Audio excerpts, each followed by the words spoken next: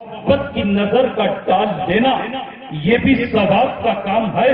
میں یہ کہنے کے لیے آیا ہوں کرولی کے نوجوانوں سے خانہ کعبہ جانے کا موقع ملے یا نہ ملے، اسے دیکھ کر ثواب حاصل کرنا واقعی مشکل کام ہے۔ نیک اور پرہیزگار عالم ہر جگہ میسر ہو یا نہ ہو اس کی کوئی گارنٹی نہیں، لیکن اگر تو ثواب کو طلب کرنے والا ہے تو میرے عبداللہ نے یوں فرمایا کہ النظر الی وجہ الوالدین عبادت، کہ والدین کے چہرے پر محبت بھری نگاہ کا ڈال لینا یہ بھی ثواب کا کام ہے۔ اگر تجھے ثواب ہی چاہیے تو گھر میں جا اپنی میاں کے چہرے پر ثواب کی محبت کی نگاہ ڈال، اپنے باپ کے چہرے پر محبت کی نگاہ ڈال۔ قسم پروردگار عالم کی تجھے محبت کی نگاہ ڈالنے پر خدا کی طرف سے ثواب ملے گا۔ تو اگر یہ کہے کہ مولانا یہ بتائیے کہ کتنی مرتبہ ثواب ملے گا، تو یہ فقیر یہ کہنے کے لیے آیا کہ اگر تو رات میں نگاہ ڈالے ثواب ملے، دن کے اجالے میں ماں باپ کے چہرے کو دیکھے ثواب ملے، صبح کو دیکھے ثواب ملے، شام کو دیکھے ثواب ملے، ایک مرتبہ دیکھے ثواب ملے، 100 مرتبہ دیکھے ثواب ملے۔ اور اگر بار بار میرے نوجوان تو اپنے ماں باپ کے چہرے کو دیکھنے والا بن جائے تو قسم ہے زبیر کو پیدا کرنے والے کی میرے رب کے خزانے میں کمی نہیں، ہر مرتبہ دیکھنے پر تجھے ثواب عطا۔ سبحان اور ثواب کے طالبوں، ہاں میرا مولا میرے نوجوانوں کو ماں باپ کی قدردانی کی توفیق عطا۔ بڑا مسئلہ ہو گیا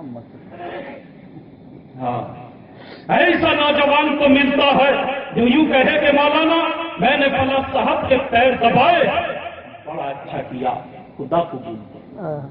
ایسے نوجوان کو ملتے ہیں جو یوں کہتے ہیں کہ مولانا صاحب ہم نے فلاں حضرت کے سر پر تیل لگایا، بڑی اچھی بات ہے، خدا قبول فرمائے۔ ایسے تو لوگ ملتے ہیں جو یوں کہتے ہیں کہ حضرت ہم نے فلاں حضرت کے ساتھ میں اتنا خدمت کا معاملہ کیا۔ یہ تو فقیر یہ کہنے کے لیے آیا تو نے پیر کے پیر دبائے، خدا مبارک کرے، تو نے فلاں حضرت کی خدمت کی، خدا مبارک کرے، لیکن او بندہ خدا اگر تو اپنی ماں کے اور اپنے باپ کی خدمت کر لیتا تو رب کعبہ کی قسم اگر وہ خوش ہو کر اپنی زبان سے دعا نکال دیتے تیری دنیا بھی بن جاتی، آخرت بھی سمجھ۔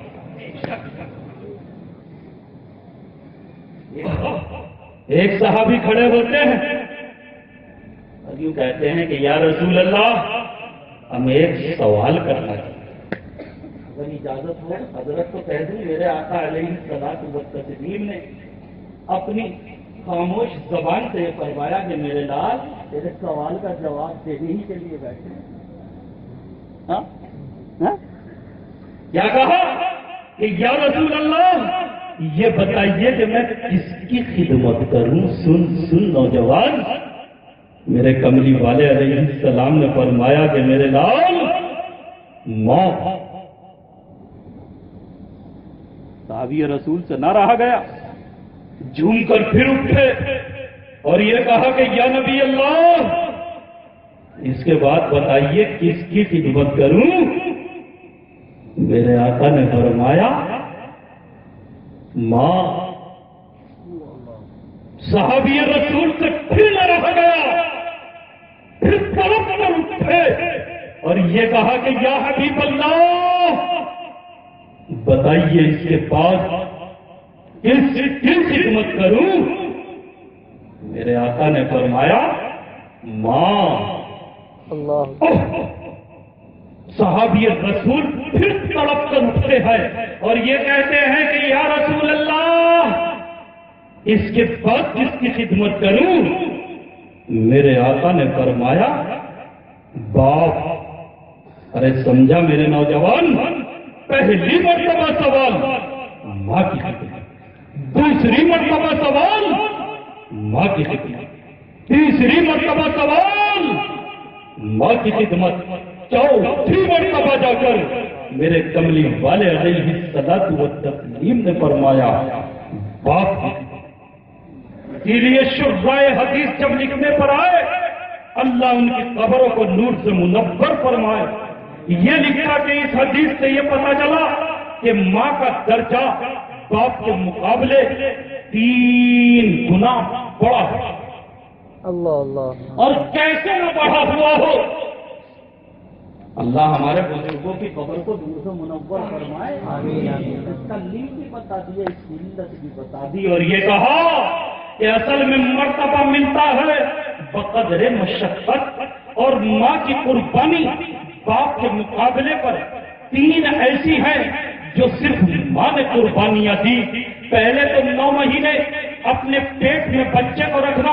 हाँ हाँ हाँ, और नौजवान खुदा मुझे और तुझे समझ की तौफीक अता फरमाए। हमने तो बहुत सी ऐसी बहनों को भी देखा है कि जहां उलूक हुआ एक लुकमा खाए तय हो जाए। तय समझते हैं लोग, नहीं समझते?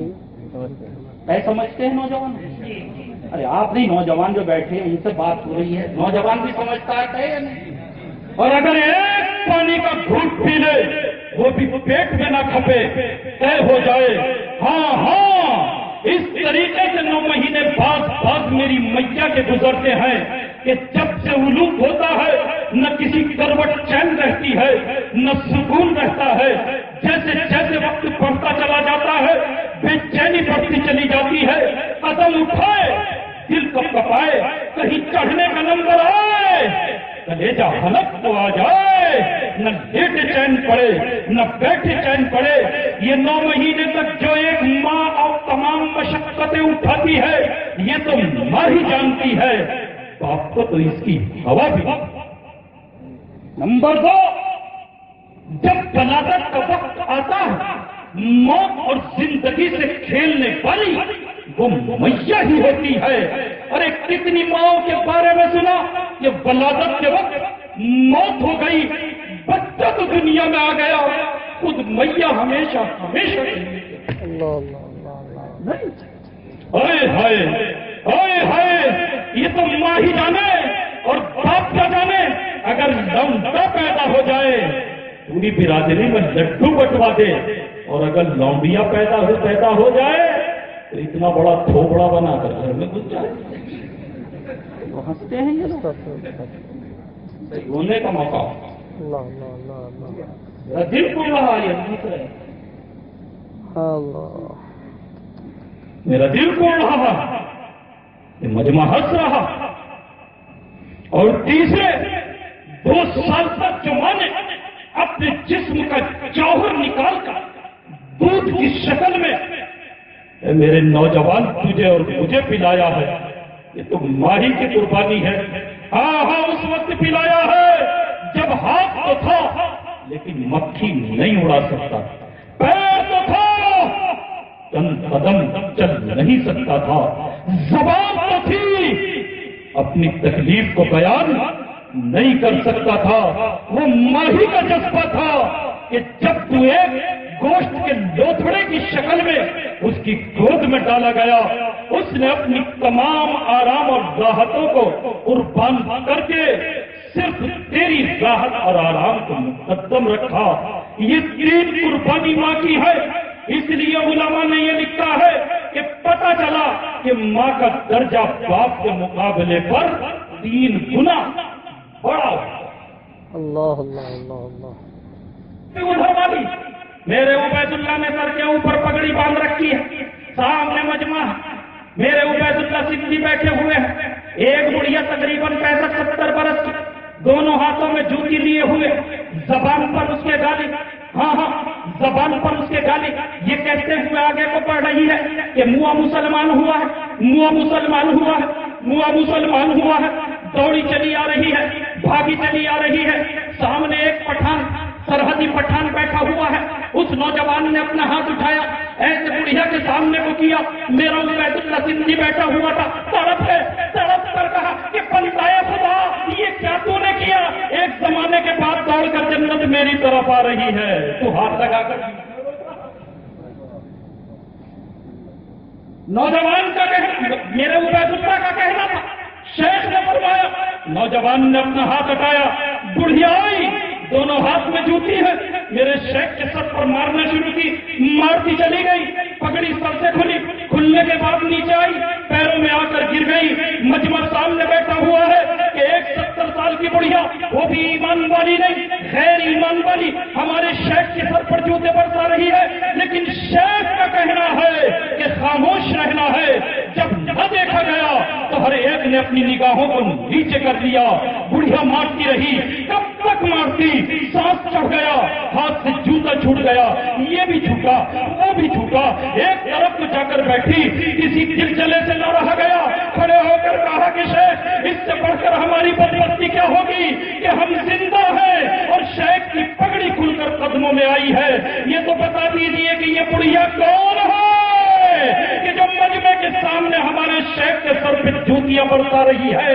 قربان جاؤ میرے نوجوانوں، میرے عبید اللہ نے کہا کہ بندہ خدا کلو جگہ تو کیا جانے، یہ بڑھیا نہیں، یہ مجھے چلنے والی میری میاں، بڑھیا نہیں، بڑھیا نہیں، مجھے چلنے والی میری میاں ہے۔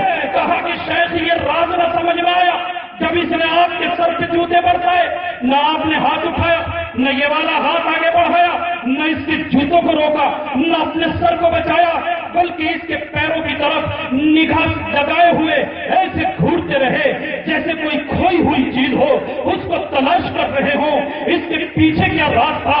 میرا عبید اللہ مچل گیا اور یہ کہنے لگا کہ دارالعلوم دیوبند میں شیخ الہند کے سامنے ترمذی جلد ثانی پڑھتے ہوئے میں نے رسول خدا علیہ الصلوۃ والتسلیم کا یہ فرمان پڑھا تھا کہ ماں کے قدموں کے نیچے جنت ہوا کرتی ہے، اور جب میری میاں میرے سر پر جوتے برسا رہی تھی، میں اس کے قدموں میں اپنی جنت تلاش کر رہا تھا، مجھے پتا ہی نہ چلا کہ سر کے اوپر کیا ہے۔ النظر إلى وجه البارئ